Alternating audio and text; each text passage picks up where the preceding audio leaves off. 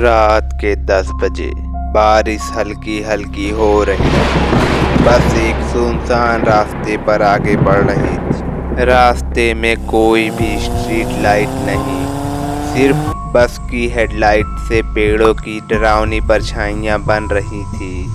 Driver बाबा गहरी आवाज में, बेटा ये रास्ता कोई आम रास्ता नहीं है, यहाँ कुछ रहस्यमयी ताकतें हैं। रवि हंसते हुए बोला, अरे बाबा, आप भी, हर गांव में एक भूतों वाली कहानी होती है, हमें डराने की कोशिश मत करो।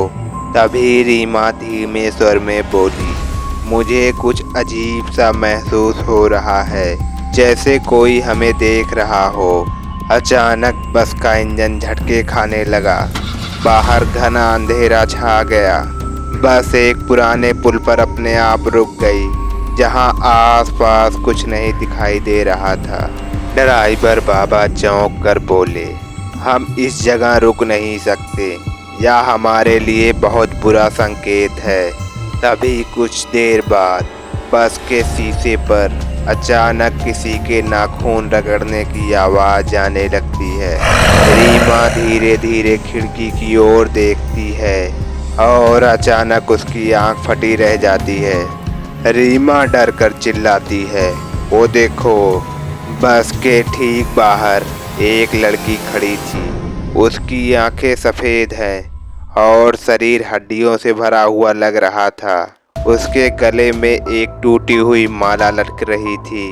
अमन, रवि और अन्य यात्री खिड़की से देखते हैं और उनकी रूह कांप जाती है और रवि सहम जाता है, ये इंसान नहीं हो सकता।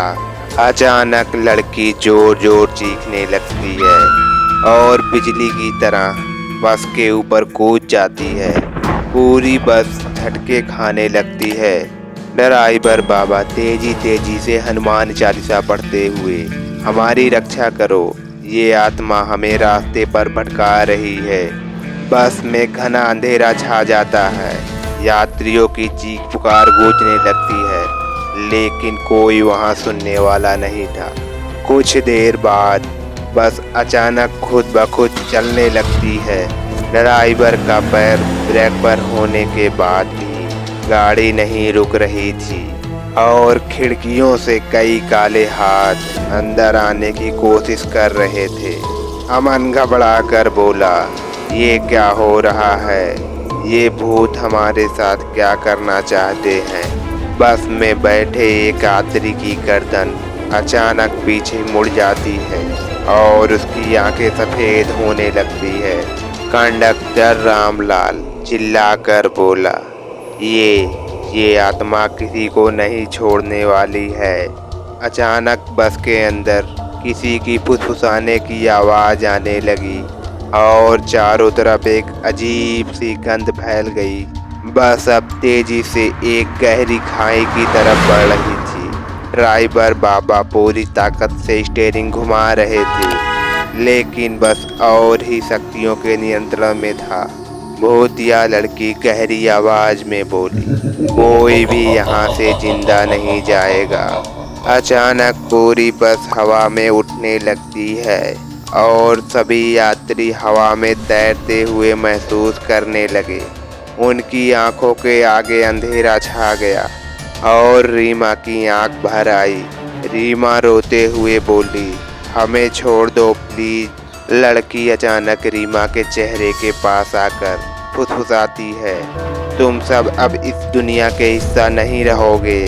बस एक जोरदार झटके से नीचे गिरने लगती है और फिर घना अंधेरा छा जाता है। अचानक सुबह हो जाती है। अमन, रवि और रीमा एक खेत के पास बेहोश पड़े थे। पास ही एक टूटी हुई बस पड़ी थी जिसमें कोई नहीं था। गांव के कुछ लोग वहां आते हैं और चौंक जाते हैं। गांव का एक बुजुर्ग बोला, हे भगवान, 30 साल पहले इसी जगह पर एक बस खाई में गिरी थी। उसमें जो लोग मरे थे वह आज भी इसी रास्ते पर भटकते हैं। अमन, रवि, रीमा एक दूसरे को डर से देखते हैं। रीमा धीरे से बोली, तो हम जिंदा कैसे बच गए? तभी पीछे से किसी के हंसने की आवाज़ आती है। तीनों मुड़ते हैं लेकिन वहाँ कोई नहीं होता। हवा में हल्की सी फुसफुसाहट गूंजती है। फिर मिलेंगे अगले सफ़र पर। अगर आपको यह वीडियो पसंद आई हो तो लाइक, शेयर और सब्सक्राइब करना ना भूलें। साथ ही अपने दोस्तों के साथ शेयर करें। हर रोज़ इसी तरह की नई नई वीडियो आपको देखने को मिलेगी इस चैनल पर। धन्यवाद।